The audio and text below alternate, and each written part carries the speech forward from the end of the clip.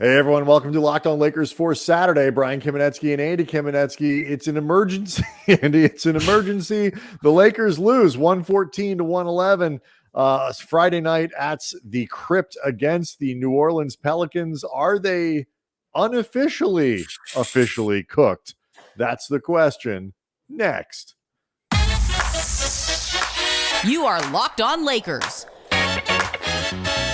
your daily Los Angeles Lakers podcast. Part of the Locked On Podcast Network, your team every day.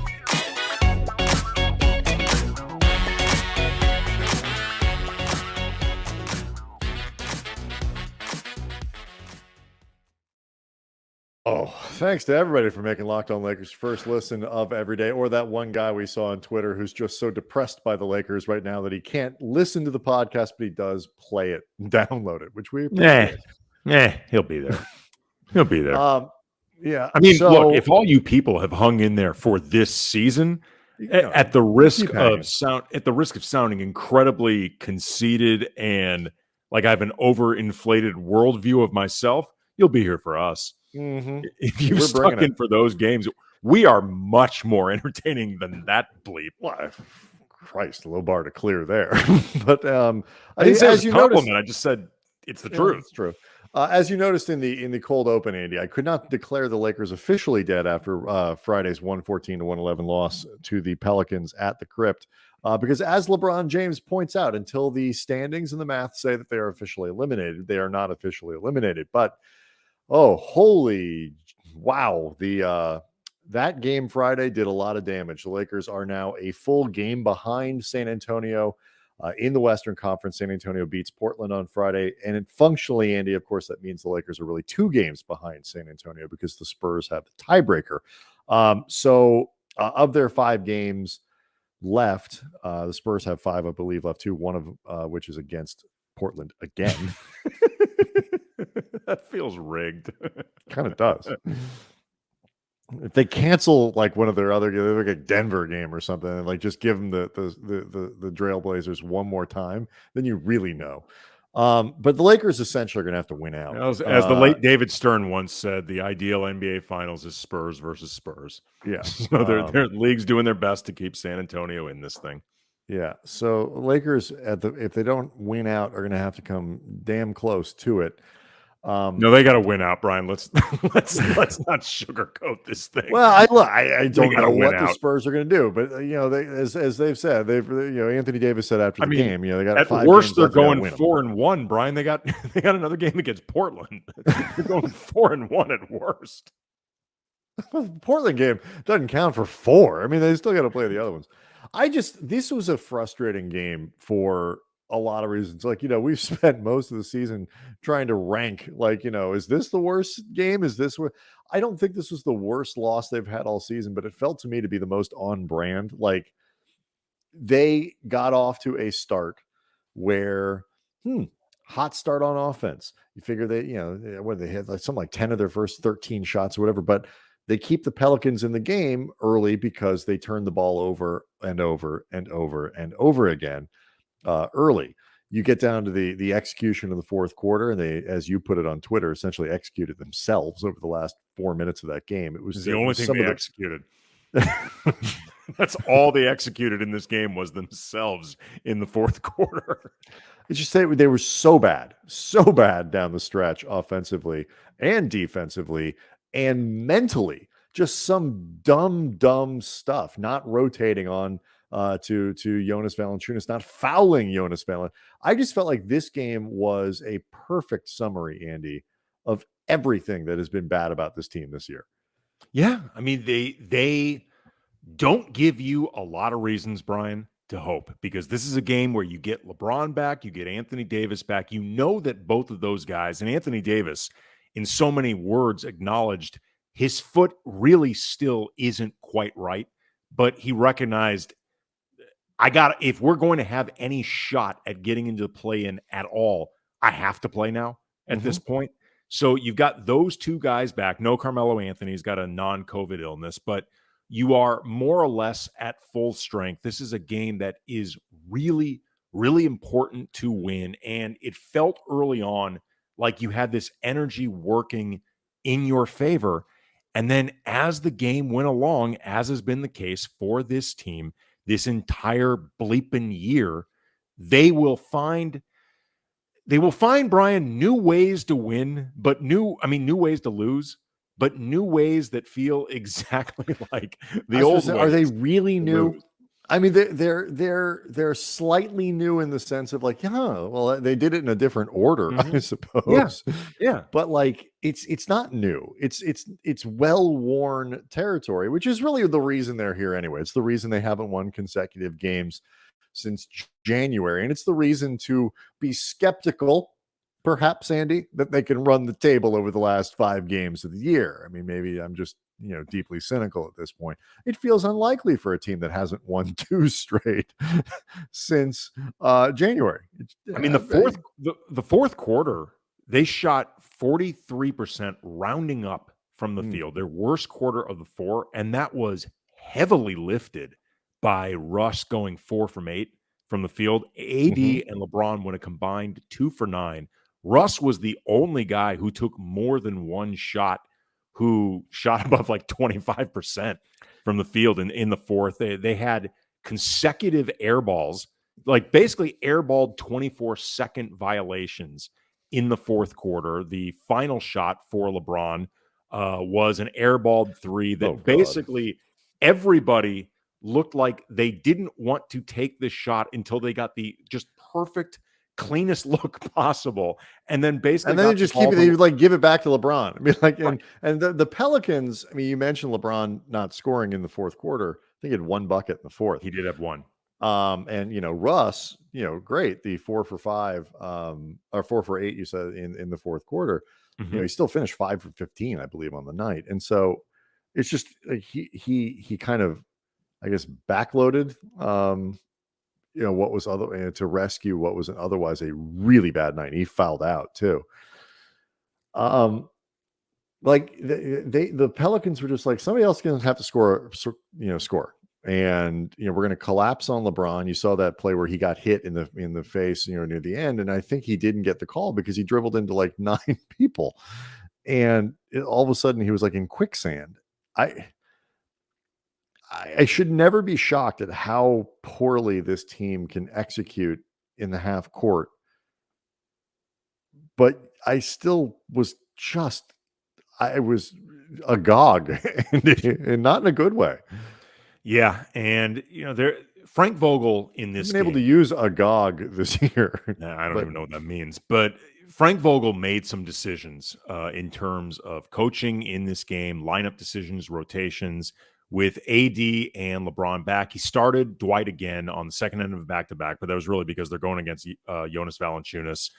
We've talked, Brian, a lot about how with Dwight, and Dwight is coming off a terrific game against Utah. I think he was the best Laker on the floor, but there are diminishing returns with Dwight at this stage of his career when he plays, when he plays a lot, period. But, coming off 30 minutes against Utah, he was not particularly effective in this game, but needed to be out there really because of the Valanciunas matchup. But he ended up starting Frank Vogel, Avery Bradley, which, as one would imagine, did not go over well with Lakers Avery Twitter. Bradley was trending on Twitter, Andy, and that pretty much tells you everything you need to know. He also gave Austin Reeves and THT DNP CDs, which was interesting in the sense that it was surprising.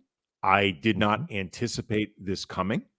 It's not entirely without reasoning behind it. THT has looked like he's been laboring with that ankle, like he's still feeling the effects from it. And Austin Reeves, over the last several games, has just flat out not been good on both sides of the ball. Austin's been really ineffective. I'm not saying I wasn't surprised by it, because I was. I'm not saying it's what I would have done, because it likely isn't.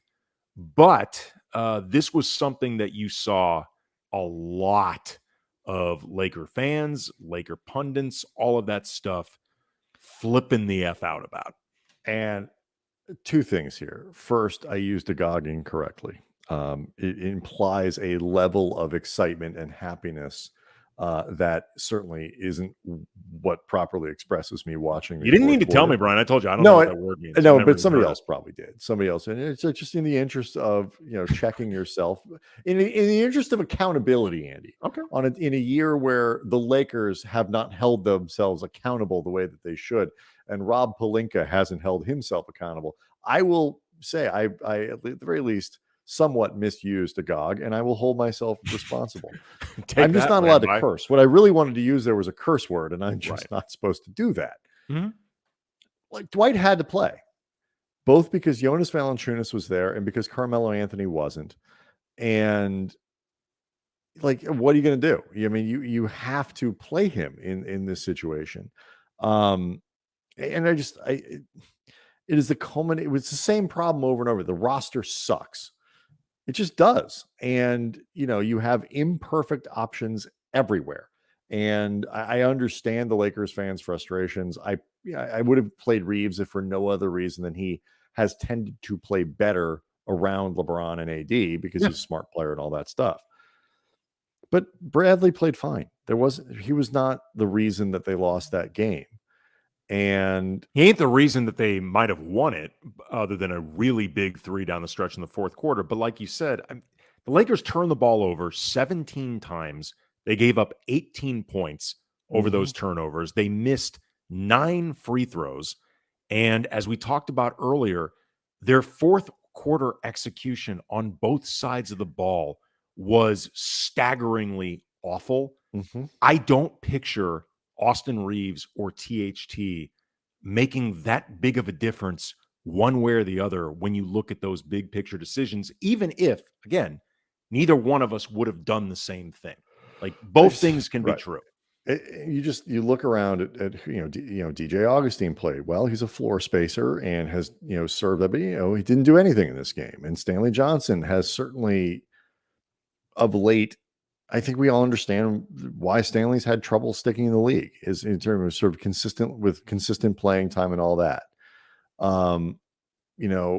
Russ wasn't great for most of this game, to say the least. Boy, did he not make friends with? And I don't even know if we have time, but he was asked a question. We'll talk about this more, I'm sure, for Monday, but because he'll be booed again on Sunday. Or is that game in Denver?